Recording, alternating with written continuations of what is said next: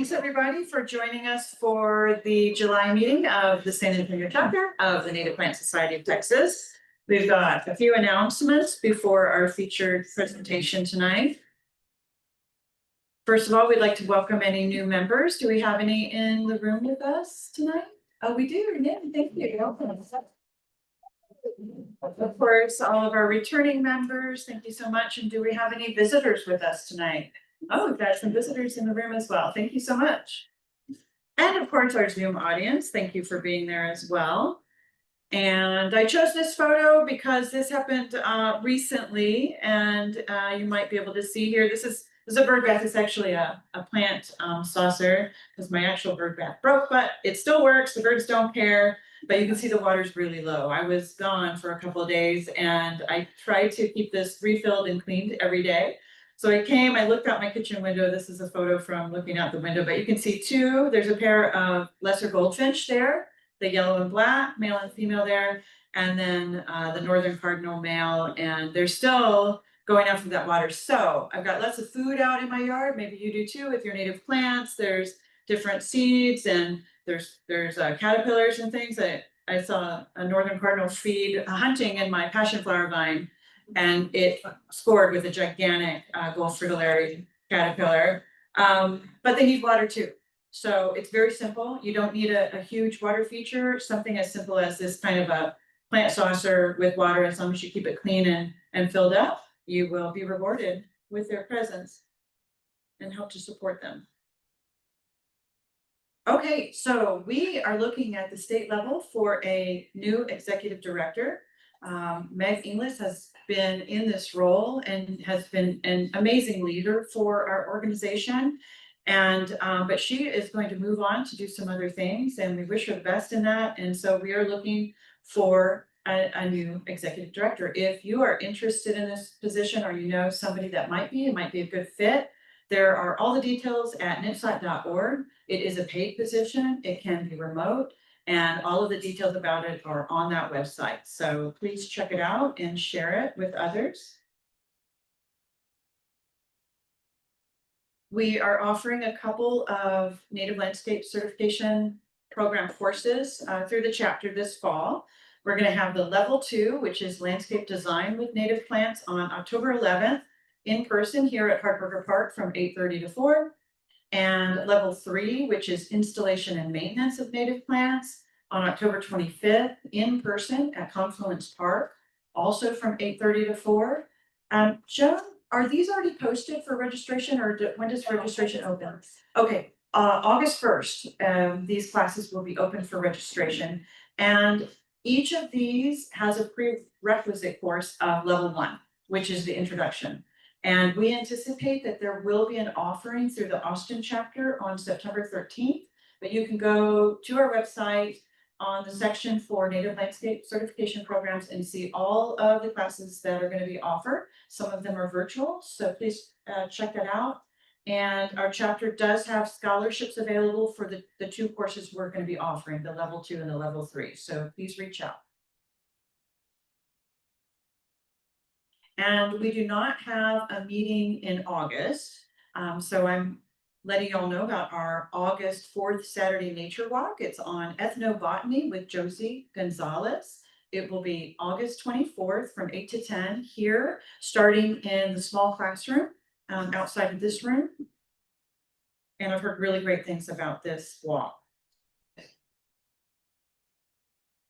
We want to say thank you to all of the volunteers, including our leaders for last month's 4 Saturday Walk, which was Go Native, Natives for Your Landscape with Joan Miller, who's in the room, superstar over there, and Rick White, as well as all of the volunteers that came in to help with our seed giveaway that day. It's always a great program. Yes, thank you.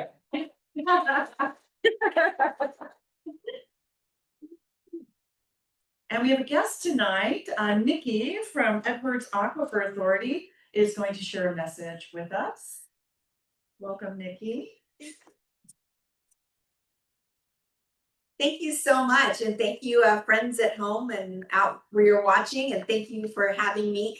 Yes, my name is Vicki Young. I'm with the Edwards Aquifer Authority. And we are having, I saw those lovely pictures earlier. And so hopefully that's a little inspo because we're having a photo contest ourselves, rooted in saving water. Our theme throughout the whole last couple of years has been rooted in Texas. And in particular, in addition to our plant giveaway, we are now doing our Rooted in Saving Water. See it, snap it, share it, and you can win it. So it's right there. Conserve it and share it photo contest. I have flyers up at the front.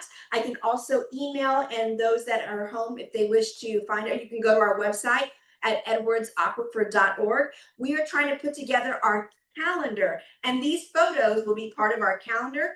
Plus, winners get a $100 Visa gift card, some EAA swag, and the grand prize will get $500 Visa gift card. So well worth it. There's multiple categories: native landscaping, rainwater harvesting, composting and soil health, nature-based solutions, youth and conservation. We want to help encourage the next generation, and everyday drought hacks. If you are part of any of the 8 counties that we serve in the jurisdiction, you are eligible. So go to our website, edwardsaquifer.org, see it, snap it, share it, conserve, you win. Got it? Thank you so much. Thank you, Vicki. Okay, our next chapter meeting, as I mentioned, we don't have a meeting in August. Is going to be September 23rd, 2025. And we're not going to tell you who it is or what they're talking about. Just kidding. I mean, not today, but we will be sharing that information soon. So put it on your calendars. It will be awesome.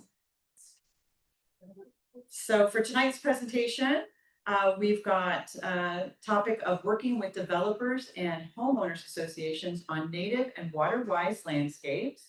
And we're going to have 2 speakers, but we're going to start off with Marisa Bruno, who is the Water Program Manager with Hill Country Alliance. And just hold on while we transition into her presentation here. Everyone, how are y'all doing? Oh, let me use the microphone. Good evening, everyone. My name is Marisa. I'm with the Hill Country Alliance. I'm here to talk to y'all about working with HOAs and new developments on water-wise landscaping and native landscapes. Before I get started, though, I just want to do some context setting for me. How many of y'all live in an HOA? I guess raise your hands. Okay, great. How many people live in a relatively new development where there are still open lots? Not that many. Okay, great. That's super helpful context for me. I work with the Hill Country Alliance. We do a lot of work across 17 counties of the Hill Country. We don't do as much work in Bexar County because the Greater Edwards Aquifer Alliance, who's here, is already such a great resource in this region. How many folks have heard of Hill Country Alliance? I promise was my last show of hands. Okay, awesome. So we really work as a convening partner across Central Texas to talk about night skies, land, water, and the unique character of our region.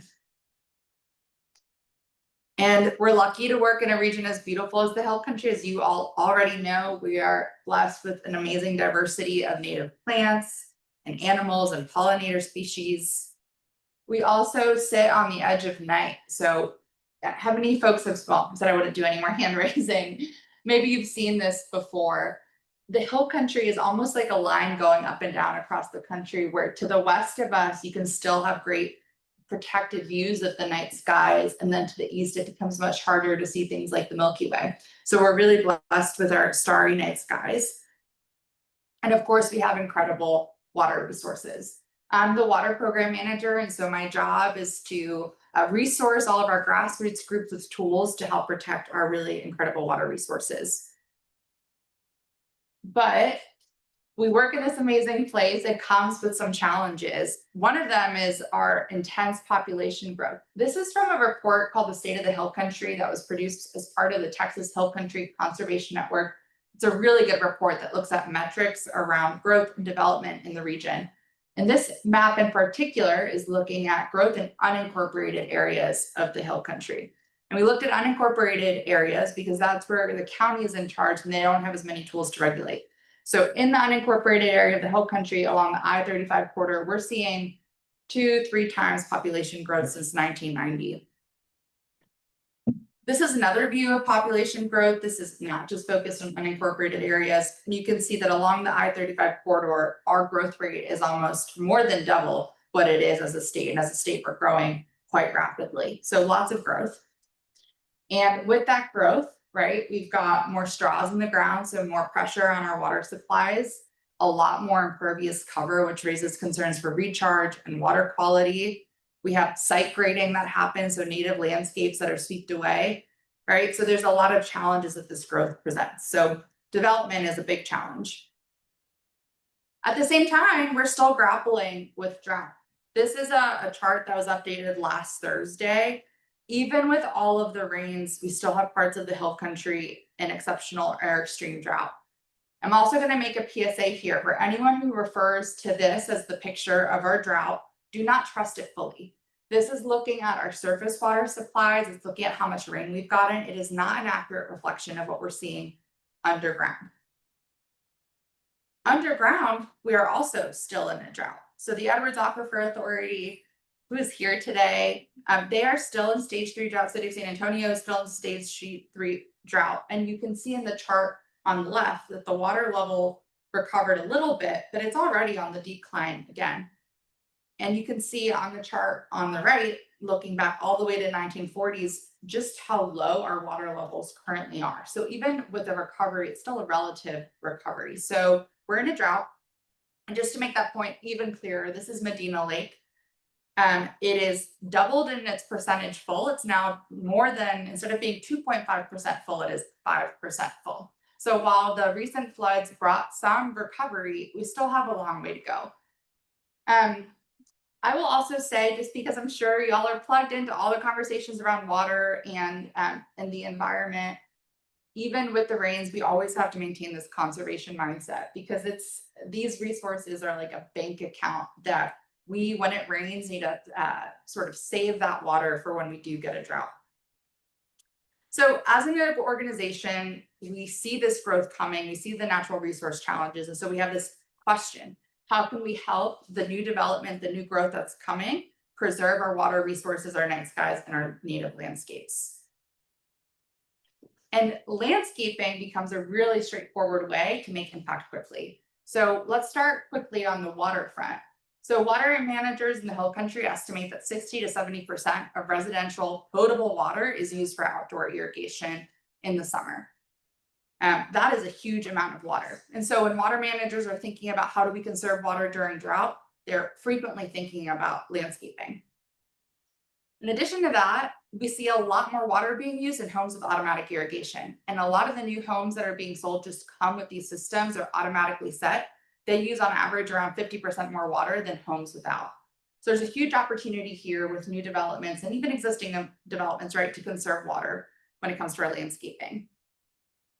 When it comes to our landscapes and native plants, this will all be obvious to you. We want to see more native plants because they support our local ecosystems. And when we have a development that comes in from the get-go, just plant St. Augustine grass front and back, you're losing out on an opportunity to support your local wildlife.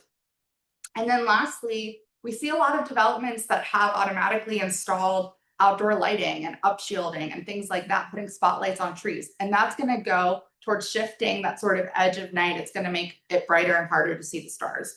And so landscaping is really important.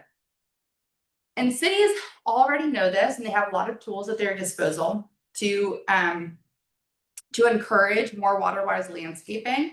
We have a couple of cities that are here, and San Antonio is one of the example cities that's not particularly listed on this resource, that have gone ahead and said, if you're a new development, you've got to choose plants from a native plant list.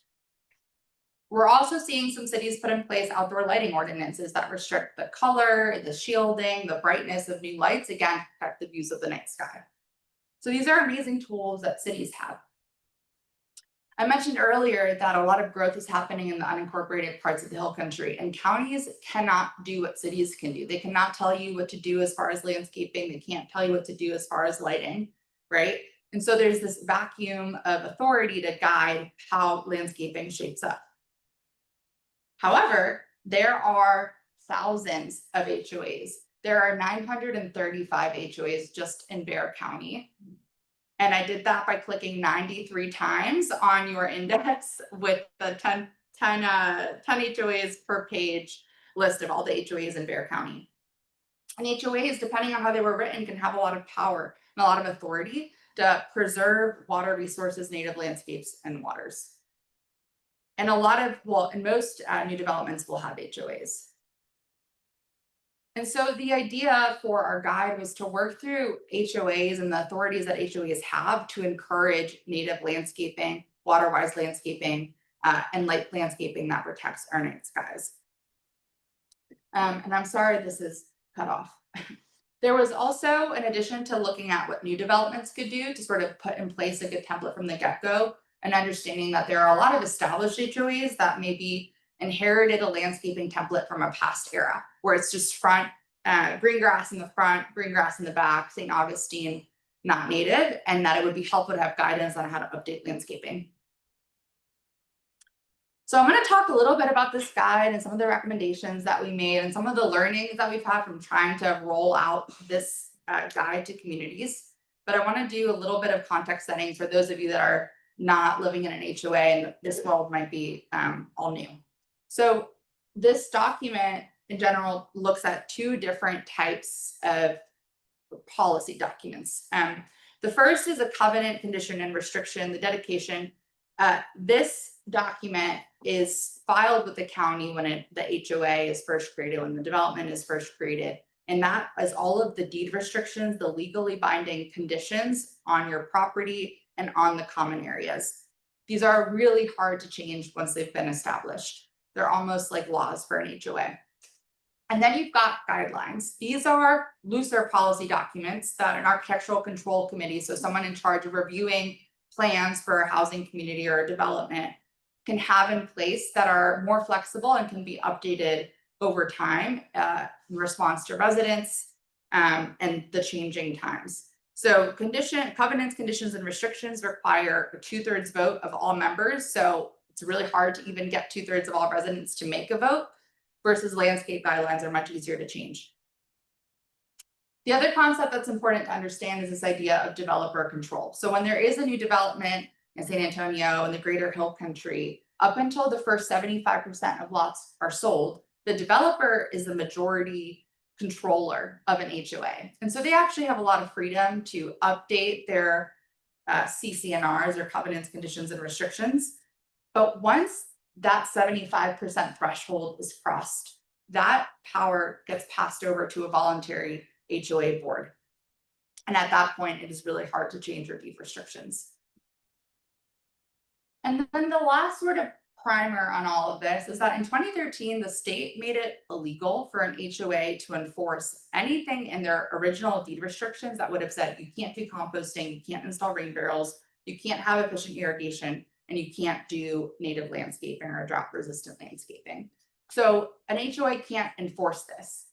That said, it doesn't mean that their policies or deed restrictions have to be updated to reflect the new reality. So if you're a new resident to the Hill Country, you might look up your HOA's landscape guidelines or HOA's CCNRs, and they might say you must have green grass. You can't do native landscapes. And that is okay for it to say that. But if someone then does their research and says we want to do native landscaping, they can't enforce that. So it's a little muddled sometimes. And so our guide and the way we thought about this was to come up with some best practices for these deed restrictions, but to really put most of our recommendations in the landscape guidelines, that more flexible and adaptable document. And so I'll talk a little bit about the CCNRs, and then I want to cover the landscape guidelines, which are more specific. So when we were looking at deed restrictions for a new development, the sort of first recommendation we made was to set a goal upfront of preserving and enhancing the property's natural resources. Which is pretty straightforward. The second is to be clear about which rules you never ever want to have changed. So what is the hard rule that you never want to be updated? What are the non-negotiable rules? If there are any, make sure that those go in your deed restrictions. And then the last idea was to, wherever possible, give authority to a landscape design committee or an architectural control committee with the expertise to have landscape guidelines and adapt those landscape guidelines to changing best practices. And that's the committee that whenever someone wants to make a landscape change and they go to your HOA, they're in charge of reviewing those. And so what did our landscape guidelines that we came up with, our model landscape guidelines, cover? They look at all things from the plants you can use, how you should treat your trees, how much turf you can have on your property, the sort of requirements around rainwater harvesting, et cetera. And we worked with over 30 water utility and conservation experts to craft a baseline. That is not just for new developments, but again, if you're in an HOA and want to see updated guidelines that are consistent with what's regionally specific to our region and also current with the law, that you could have this as a baseline. Just to make the point of why this is so important in the Hill Country, this is a pretty standard new home and nothing wrong with it. It's a great home. But you could see this home just as easily in Minnesota or as Maryland. It looks a lot like the homes I saw growing up. And it has pretty strict requirements. You have to have sodded beds in the front and the back. You must have irrigation. And so there's not a lot of flexibility for folks who want to design a landscape that is more regionally specific. And it is very much encouraging something that is not native. In contrast, right, when you have landscape guidelines, this is from a development in Fredericksburg. When you have landscape guidelines that are encouraging something else, it looks and it starts to look pretty different. So this in particular, the example I screenshotted was from turf. So there, it's not a requirement to have turf in both front and back. It limits how much turf you can have in the front yard. It says that all grass must be drought tolerant. And it says that St. Augustine is not permitted. So it's not anything crazy, but it makes a big difference as far as what the landscape looks like. And so I'm going to highlight a few of the guidelines at a high level. There are so many in this guide here, and it's available on our website. You can read them all later if you're interested in learning more, but I'll cover a few that I think are relevant. So the first thing, again, not rocket science, is that all plant and turf species must be native or drought tolerant. And what we're recommending is that each development choose from a local plant list. And usually we're recommending and pointing them to the Native Plant Society's local plant list. So if you're in Fredericksburg, you should use that list. For turf, it's a lot harder. And maybe you guys have talked about this in classes here before. It is hard for really high traffic areas to find a go-to turf species, at least that developers will readily believe. And so we not only, we say plants must be native or drought tolerant, and for turf species, we encourage native, but also allow that there might be some more adapted species that developers or homeowners may want. On the rainwater harvesting front, we encourage it, and we also have minimal requirements. And the idea here is that you want to have the lowest barrier to entry for someone who wants to install a rainwater harvesting tank. I've talked to developments who want to be strict about the sorts of material or the sorts of color, the paint, and in general, because rainwater harvesting is so good for water conservation, again, we encourage the minimum requirements. We are also trying to encourage folks to let their grass go grow taller. Minimum of 3, recommended of 4, with the idea that the taller the grass, the deeper the roots, the more drought tolerance, which is, I'm sure, consistent with everything you talk about here.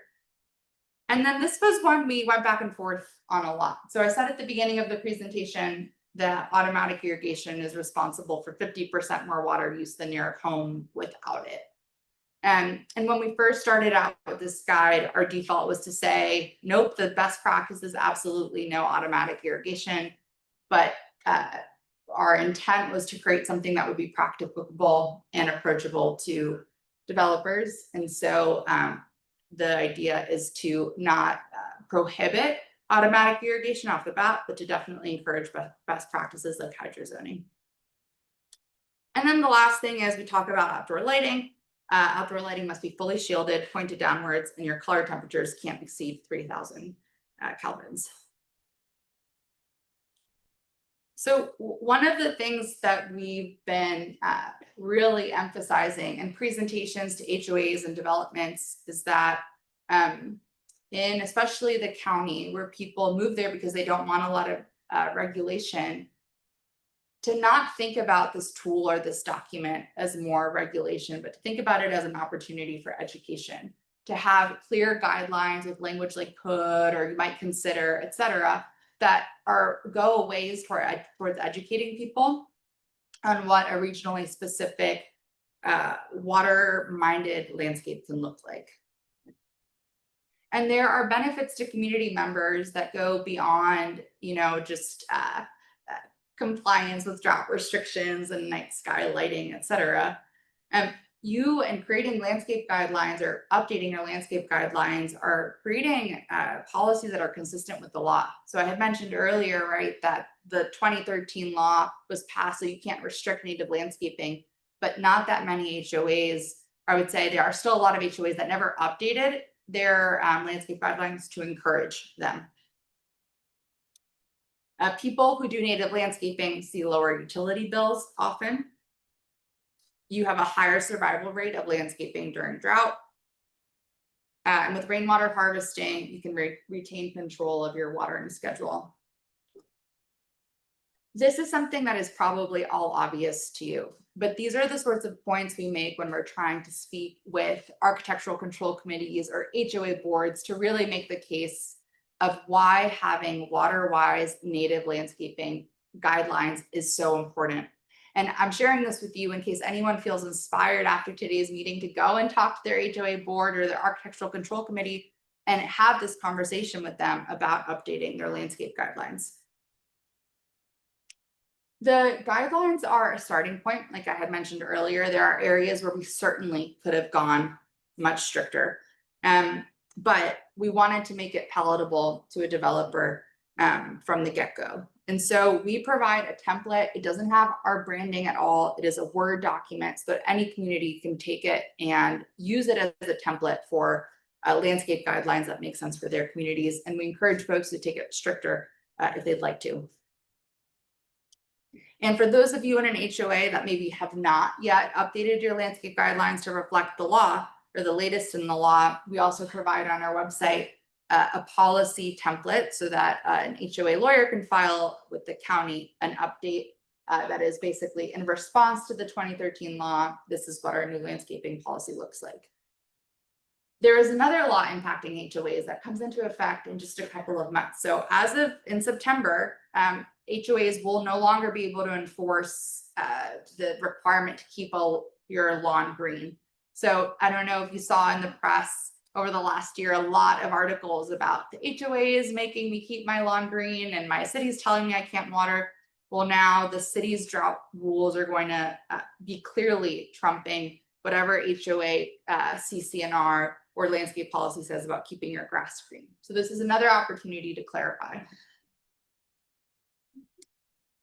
So as far as our plan for getting this guide out, we are prioritizing and thinking a lot about getting this guide in front of new developments and having the conversations about landscaping policies early on in the process. And it's not just us, any of our grassroots partners that want to take this and run with it, we're super happy to hear. I just spoke with someone today in Spring Branch who's meeting with the Lennar Homes development on Wednesday. She got inspired by this guide and reached out to the development and is having the meeting about adopting water-wise landscaping guidelines. So anyone who wants to take this and run with it and get it in front of the new developments, we're super happy about that. We're also supporting established HOAs, especially those with undeveloped lots, to update their landscape guidelines. So we have many developments in the Hill Country that maybe they've got 1,400 lots that have been built, 700 lots to go. And we want to help guide and shape those 700 remaining lots with new landscape guidelines. And we're partnering with cities and counties to share the resource as well, so that they can share this resource with new developments. With existing HOAs, we're also having conversations. Usually what's been happening is that someone gets motivated, they learn about this guide, or they go to a presentation, and they kind of just take it on their own and maybe are not taking all of the guide, but bits and pieces, maybe the rainwater harvesting piece, maybe the requirement around no more than 50% turf. and have had some success in updating their HOA landscape guidelines. So a few learnings. The first is that it has been more difficult than I expected to get new developments on board. I feel like Annalisa is probably not surprised. I was surprised that they were, some of them were so unwilling. I feel like we've maybe had one or two show interest, and a lot of others say, oh, it's too hard. We don't have, you know, the available plant stock to make this happen, or we would need to create new designs, or we don't have gutters, so how are we gonna support rainwater harvesting? So a lot of reasons why this won't work, but there are also some people that are saying, why not? This seems pretty easy. Let's do it. But those are definitely in the minority. We've also learned that there's also a lot of HOAs that don't have any landscape guidelines at all. I don't know from the people who raise their hands how many people that resonates with, but there are many that it's not a question of updating landscape guidelines. It's about talking to their architectural control committee about putting them in place to begin with. And if you do have them and you have a good foundation, like I mentioned earlier, you might find some pieces that make sense for your community that you want to add from this guide or other examples you find online. And then the last learning was we had quite a few people say, we like this, but we wish it was stricter, especially when it comes to automatic irrigation. And we wish that your guidelines prohibited it. And so we've been working on a new and updated sort of language that for an HOA that is new could go from the get-go and say no automatic irrigation. So that is an optional add-on, but definitely some feedback we've gotten, especially in more rural counties where people are depending on groundwater and seeing their groundwater decline. So what is what do our next steps look like?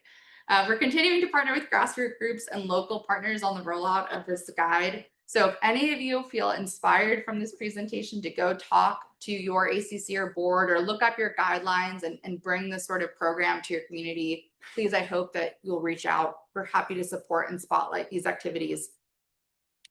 The second thing we're doing in response to a reluctant developer is that we're developing templates for landscapes that would thrive without automatic irrigation. So like I had mentioned, we had some feedback. Well, how are we going to implement these guidelines? We don't have the templates in our, standard massive home or massive subdivision. We would need a new template. And so we're partnering with the Native Plant Society, with SAWS and Native American Seed on templates for landscapes that would thrive without automatic irrigation. And so just to give a preview, this is not ours. This is an old project that never came to fruition. But the idea would be to create a template that is not prescriptive, but is plug and play. And so you would have a front yard and a backyard, and you'd have indications of where you'd have large trees, small trees, large perennials, medium perennials, whatnot. And then you would plug in or go to your Native Plant Society website and pull the list of trees that could be plugged into your website. So you would still have to do the research on your own of what plants you want. You still have to choose, and you'd have to take into consideration things like sunlight and soil. But the design itself would be taken care of without having to go to a landscape architect. And the idea is to have templates for 6,000 square foot lots, half-acre lots, and quarter-acre lots. And I expect that we'll be partnering a lot with the Native Plant Society on rolling these out and on educating people on how to choose the right plants for those, those plug-and-play areas. So what tree should you choose? The last thing I want to spotlight before I hand over to Annalisa, and maybe we do Q&A after we both present, is that at the end of our guide, we have a ton of resources. We have a lot of plant lists available, irrigation and maintenance best practices, rainwater harvesting, ways to see what drought stage you're in, etc. So it was a good excuse to come up with a lot of different resources related to water conservation. One of the plant lists that we recognize is AGIA has a plant list in this guide that Annalisa is going to talk about that is just wonderful for selecting native plants specifically in this area. And so because they do so much work here and because this guide is so amazing, I wanted Annalisa to also come up and talk a little bit about this guide and some of the work that they're doing on this front. And I'm gonna pull up your presentation. Thanks, Marisa. While she's pulling it up, I have this hard copies are available. And basically, the Greater Edwards Aquifer Alliance, we're an alliance of 62 member groups throughout 21 counties. Y'all are one of our member groups, so we really appreciate that. Yeah, and so we work on a variety of issues, but mainly it's related to water with the Aquifer Alliance, protecting the Edwards and Trinity aquifers, our surface waterways, the native flora and fauna, and actually the history and culture of the Texas Hill Country. That's our mission. And so we put this together basically for developers. But we also wanted to make it accessible to y'all who might want to do some of these low impact development features in your own yards. So in case you don't know, low impact development systems are designed to work with the natural hydrologic patterns that existed before a site is developed. So we want to utilize small scale networked landscape features such as rain gardens that can treat stormwater runoff on site. Then that treated runoff can gradually infiltrate into the groundwater. And since we've been doing this work, we found out too that these techniques also encourage more carbon capture in the soils. And so that's a big step if we could keep doing this on every scrap of land. The benefits in terms of mitigating climate change are also really substantial. So the strategies are based on preserving pre-development hydrology and maintaining critical vegetated areas that minimize groundwater pollution and flooding. And these also have an impact on flooding because they're very successful at infiltrating that stormwater into the ground so it can recharge our aquifers.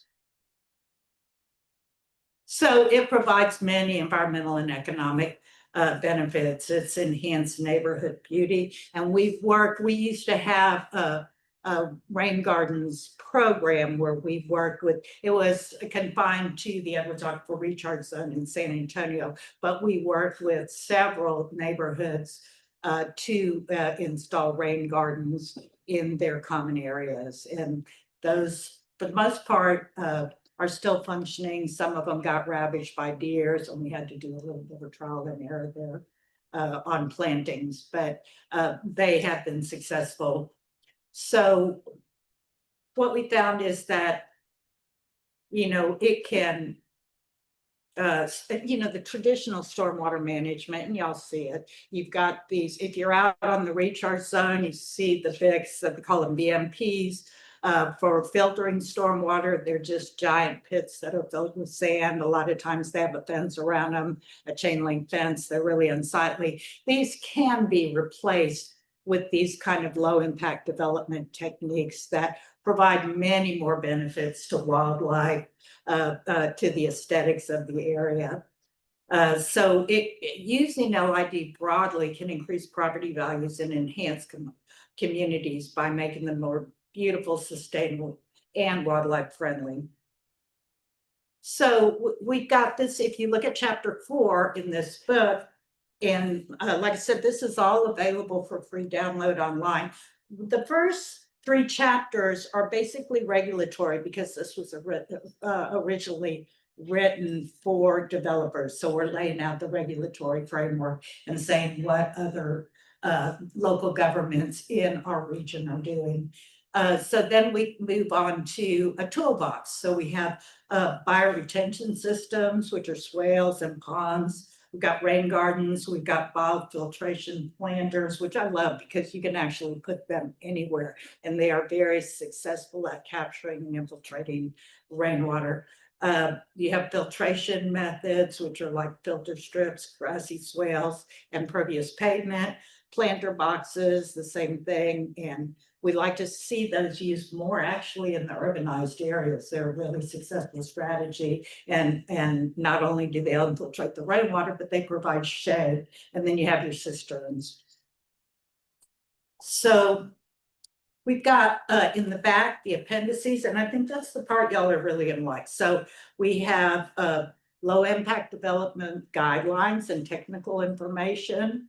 And so from chapter 4 on, we actually have how to do these. How do you install these? And we have links to other sources that you can look at for even more detailed information and plans. We've got helpful organizations and agencies, local nurseries and seed suppliers, a plant selection guide, which includes, and the plant selection guide that Marisa referred to is something we're really proud of, because we were told when we came out and published this that it was the most comprehensive list of native plants that had been put together.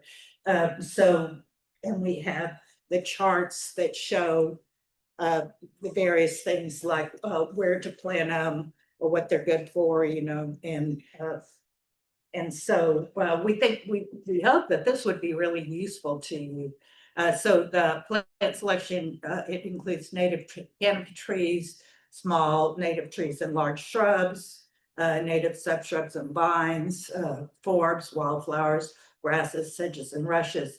And then we have a comparison of municipal regulations. So our goal is to go from this to this. So you know, what's not to like? We have taught to, when new developments are going in, we do go and talk to them and say, look, you can do this. And if it's, you know, if it's local developers, a lot of times they're pretty amenable. The large nationals, they're just, no, we're just not doing that. And that's where it comes down to what Marisa was presenting on, where y'all can actually now go back and change some of that through your homeowners associations. So if you need any more information, please contact us. And if you want to buy one of these books, see me after the show. Thank you. Yeah.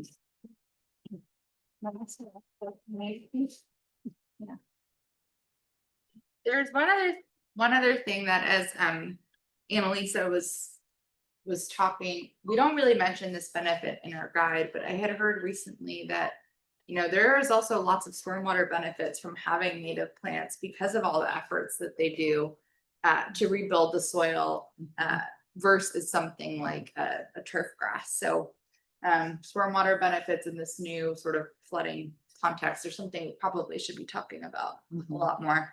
Oh, yeah. Yeah, and you know, with the flooding, it was I mean, we're just seeing the cyclical flooding that we have over and over and over. And we see areas like, oh, I went out to one where they had flooded in New Braunfels. All the people on the riverside had planted elephant ears, and we hate the elephant ears because they suck up so much water, they will actually lower the water level of a stream. And so the flood had wiped out all the elephant ears. And so we were like, yay, they're all gone. And then we were really trying to get with the folks there, but a lot of those are absentee homeowners. And so we're saying, like, plant natives, you know, don't cut down your trees. I know you want to view the river, but don't cut down those trees and everything. But we came back a few months later and those elephant ears had all been replanted. So it's a constant thing. Do we want to go ahead and go with Q&A? I'm going to stop the share here so that we're not looking at this. And are there any questions in the room? Anyone on Zoom? Put your questions in the chat and we'll get to those. Do we have any questions in the room? Yeah. Under the two examples you gave of sort of like the typical construction and that kind of lawn we don't want, and more natural lawn that we're trying to go with, or lawn. There seems to be quite a distinction in terms of sort of the economic level of those houses. Have you noticed some kind of difference there, that the bigger, more wealthier properties are uptaking policies, and sort of the traditional, maybe the starter home or the next level home are not really I don't know if that's an impression, it's a false impression, or no something. And we need to repeat the. Sure. Okay, thank you. No, I'm really glad you brought that up. There's a question around like the link between affordability and the sort of first sort of version of the home I shared for a large development. And then clearly the second example was these larger, more expensive homes. So a few off the cuff reflections. I have heard things like, we don't want to add gutters to the properties because it'll make it more expensive.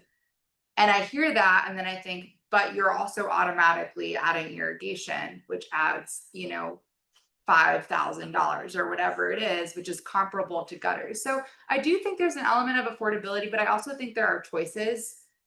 Similarly with grasses, right? We don't want to increase the cost of landscaping. That's why our guidelines don't say you can't do things like turf. But they do say no St. Augustine, because St. Augustine will not survive in our drought. If you want to do zoysia and let it go brown, that's okay. It's not native, right? But there are escape valves, so it doesn't have to drive up the cost of pricing. And I do also think the cost of landscaping designs can be a really added cost. And so even though it will definitely come with work, hopefully having some of these templates that people can choose from will sort of even the playing field. But yeah, that's a really, really good question. Yeah. Zoning, or is it? Yeah. It's explicit in itself. Sorry, so yeah, so hydrozoning is planting plants according to their water needs, so that if you do have automatic irrigation, you are specifically creating, you're not overwatering by having one blanket system, you are watering according to the plant's needs. So plants that only need to be watered once a month are planted together with their own timeline, and plants that need to be watered once a week would have their own timeline. That's probably more important if you have a large irrigated system. If you have native plants that aren't needing watering at all, maybe less important, but certainly if you have an irrigated landscaping, hydrozoning is a best practice.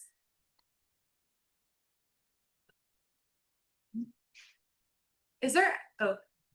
I was an established HOA and feel a little bit overwhelmed and not really know the content first, but I'd like to redesign the entire landscape.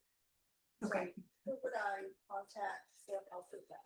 And I failed to repeat so the question before was about hydrozoning, and this question is, where do you go if you are in an established HOA and want to update your landscape or the guidelines? Redesign the landscape for native plants that are pollinators that are drought resistant. So we provide a couple of recommendations on how to get started in this guide. We have a whole implementation section. You probably want to speak to your architectural control committee board and talk to them about whether something that's they've contemplated in the past. Look at your current landscape guidelines and maybe come informed with some areas of opportunity.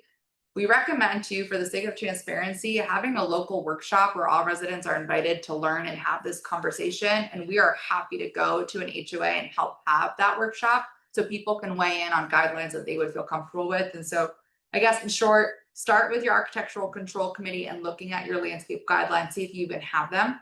And then we're happy to reach out and help provide templates for those sorts of community meetings. Has anyone, oh yeah, another question.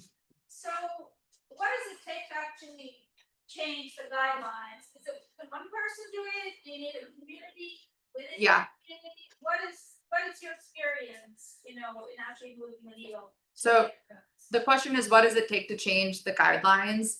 If you're doing it through the landscape guideline documents, that just requires a majority vote. Well, okay, let me say this. It depends on how the development was created and their original CCNRs, because that will basically say who has power to do what in which way. More recently, what's most common is that the Architectural Control Committee, which is in charge of approving landscape changes commonly, or any sort of exterior changes, usually a committee of 3 or 5 only needs a majority vote. So 3 of those 5 members or 2 of those 3 members can, of their own free will, make their landscape policy changes. That is very different from trying to update deed restrictions, where you would need, like I said, 2/3 of all residents to vote in favor, which requires, you know, a lot of people to show up in the first place. So landscape guidelines are really quite easy to update in comparison if your committee was set up that way. And I've had one experience where someone who happened to be on an architectural control committee was the one who reached out and he said, I want to bring this to my development. This development was the Wood Creek North development right outside of Jacobs Well, where they've seen a lot of issues with watering in the well and the drought restrictions. And a really motivated person said, I think this makes sense to guide the new developments. There was one board meeting. The board meeting seemed excited. They talked about it and they're moving forward with landscape guidelines. You can sort of choose, I don't know which direction they're going in, but the strength of language, right, makes it so that you can make it so that they're encouraging rather than requiring, which I think is also a really good first step. We've got a question on Zoom. Sure. And if you can repeat it for the Zoom people to hear. Do you have any recommendations for homeowners that are part of a community that heavily pushes back against native landscapes and sustainable landscapes? Any recommendations for those? Sorry. Well, I guess I would say, yeah, so the question is, any recommendation for folks that live in an HOA where they're pushing back on native landscapes? I wonder, well, first of all, know your rights. Know that they can't tell you that you can't do native landscaping. There is a law that protects you from an HOA enforcing things like that. And so know your rights on that front. Secondly, I would say that this might be an opportunity for education. I think sometimes there are concerns that native landscapes decrease property values. But I think first of all, there's definitely a changing of the tide. I talked to one developer who is planning to do water-wise native landscape guidelines. And I asked to have his example or his guidelines as a model to show to other developments. And he flat out said no, because that was his competitive advantage. So I was like, okay, that stinks, but that's a nice tidbit that you see native landscaping as your competitive advantage over other developments. The other thing is there aren't a lot of recent studies on the value of native landscaping. The only one I've really seen is from Las Vegas almost 20 years ago. But it showed that native landscapes increase property values by 7% relative to traditional landscapes. And that had more to do with the diversity of plants and what that does for the attractiveness of a yard than it has to do with, drought tolerance versus not. I would love to see a more current study happen that evaluates the impacts of property value. So I guess maybe arm yourself with that fact that it actually increases property values and that there's a trend and a sort of desire to see more native landscapes. Thank you. Any more? Oh, here's a question. Yes. I came from my HOA that was pushed back definitely. And Yeah. I have had natives for 30 years. And then the whole board kind of transferred over to an East Coast kind of group. And they kept pushing back, like I get emails every month about my landscape. Little did I know, I didn't know anything about the law, the 2013 law. So I think that's probably number one, that we need to be educated that we have that right.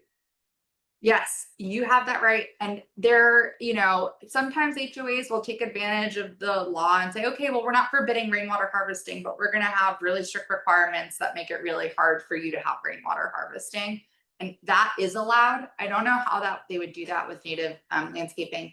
What is smart for developments like yours that don't like native landscaping that much is to actually come up with clear guidelines on ways to control it. So I've also seen that, and I don't actually think that that's a bad response. So someone who's afraid of not being able to enforce a full, green lawn landscape can say, we're going to proactively come up with a policy that is going to address the people who want to do native landscaping. And so we've seen people that say, okay, the new landscaping policy, in order to be consistent with the law, yes, you can do it, but you must have, a separation between your beds. You must have, so they have guidelines which make it harder, but at least are very clear that it is possible and is definitely a step up from pushing back on people who want to do it, in my opinion. I saw a question in the back, but maybe not anymore.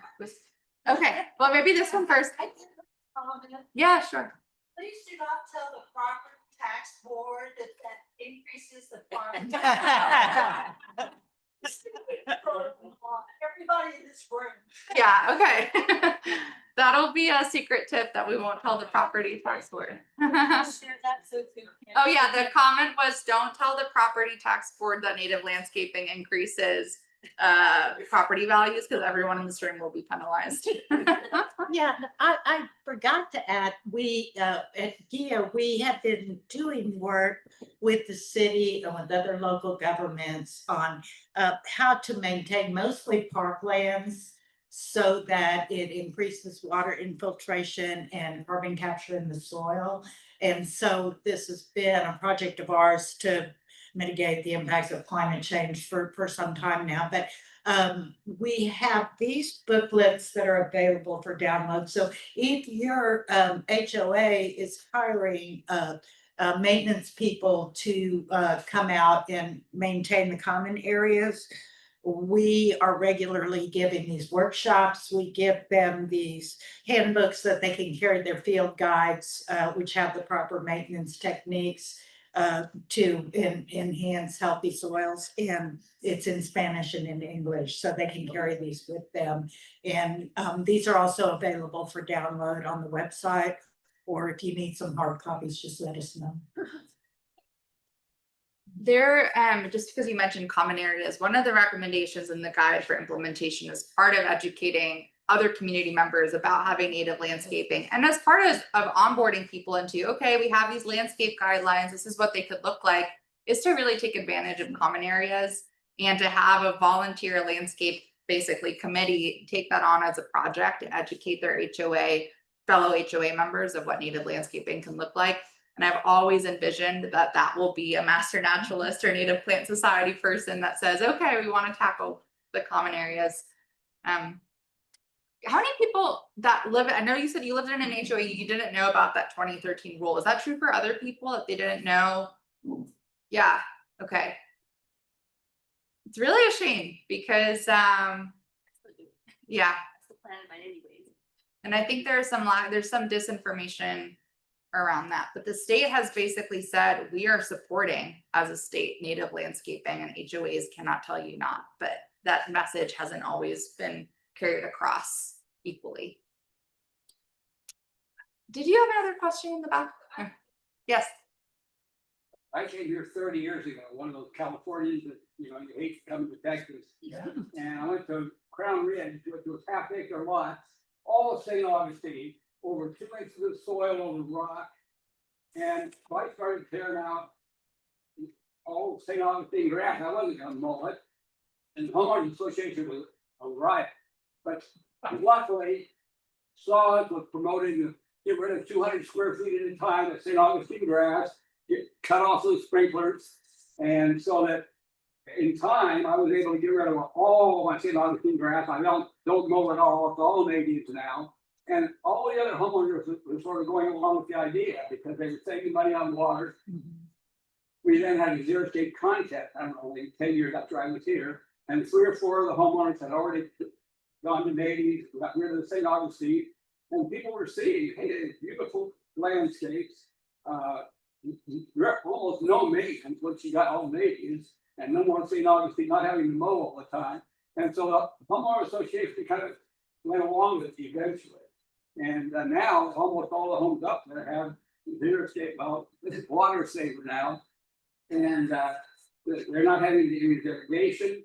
They're not having to mow. It's just amazing. And the landscape looks terrific, and they're very natural. Because after all, we have oaks and cedars growing up naturally in the yard anyway. So it just worked out very well. I'm gonna try my best to repeat that story to the Zoom. Someone in the audience said that they had a successful project of transforming their lawn from just St. Augustine to a native landscape, and that act though had initially a lot of pushback. Your neighbors have come on board now, and you're all sort of adopting this native landscaping, and you're saving money, and you don't have to mow. So that's what high level takeaway. Just Any more questions? Okay, thank you. well, I'll just make one offer. Yes. If you are one of those people who wants to take this to your HOA, and I'm sorry, I think that woman over there maybe already left. I have one of these guides for you. We also have this available on our website along with just the templates. I don't have enough to give one to everyone, but if you're motivated to talk to your HOA about this, I have a copy for you and everyone else. There is a copy on our website, and I can we can definitely ship you one if you want a physical copy. Okay, well, anyway, thank you for the Thank time. you both so much. Thank you.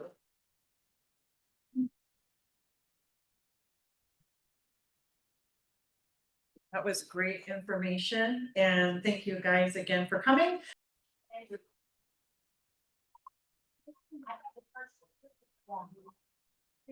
Okay,